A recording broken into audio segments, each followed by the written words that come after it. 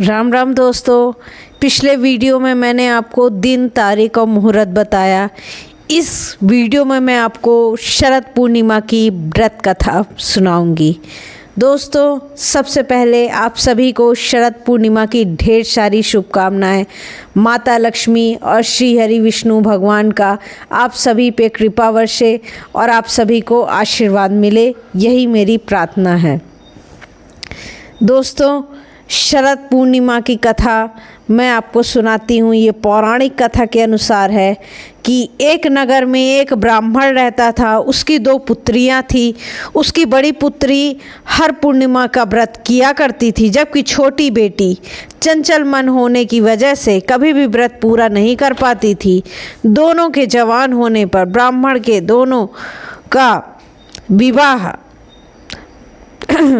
ब्राह्मण ने दोनों का विवाह कर दिया। कुछ समय के बाद बड़ी बहन को एक सुंदर पुत्र की प्राप्ति हुई, लेकिन छोटी बहन को कोई संतान नहीं हो पाती थी। इसीलिए उसके पति के कामकाज पर भी बुरा असर पड़ता था। ससुराल वालों को जब यह समझ नहीं आ पाया तो उसे बुरे माहौल की वजह से तब वह घर में ज्योतिष को बुलाकर पूछते हैं कि इसकी क्या वजह है। तब ज्योतिष बताते हुए कहते हैं, इन सब की वजह पूर्णिमा का व्रत है। पूर्णिमा का व्रत न पूरा रखना, उसे अधूरा छोड़ना, जिसके लक्षण तुम्हारी संतान पैदा होते ही मर जाती है। अगर आप पूर्णिमा का व्रत पूरा करेंगी तो आपकी संतान मरेगी नहीं। इस बात को छोटी बहन ने अच्छे से समझ लिया। ऐसे में उसने पूर्णिमा का व्रत किया, लेकिन अगली बार भी जब उसे संतान हुई तो उसकी मृत्यु हो गई। अपनी बहन से मिलने बड़ी बहन के घर आई। ऐसे में छोटी बहन ने एक पाटा पे अपनी मरी संतान को रखकर कपड़े से ढक दिया और उसी के ऊपर बड़ी बहन को बैठने के लिए कहा। जैसे ही बड़ी बहन उसमें बैठने की हुई, उसके वस्त्र बच्चे को छू गया और वह तुरंत ही रोने लगा। तब बड़ी बहन ने छोटी बहन से कहा कि अच्छा, मेरे नीचे रखकर मेरे ऊपर तू अपनी संतान की मौत का लांछन लगाना चाहती थी।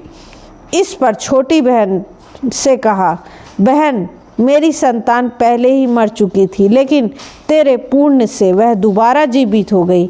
इसके साथ ही छोटी बहन ने पूर्णिमा का व्रत करने का ढिंढोरा पिटवा दिया और वह हर साल व्रत से विधिवत तरीके से पूरा करने लगी और भगवान श्री हरि विष्णु और चंद्रदेव की कृपा से वह संतान उसकी जीवित हो गई और वह संतान आगे भी संतान प्राप्ति के सुख को भोग कर मोक्ष की प्राप्ति की।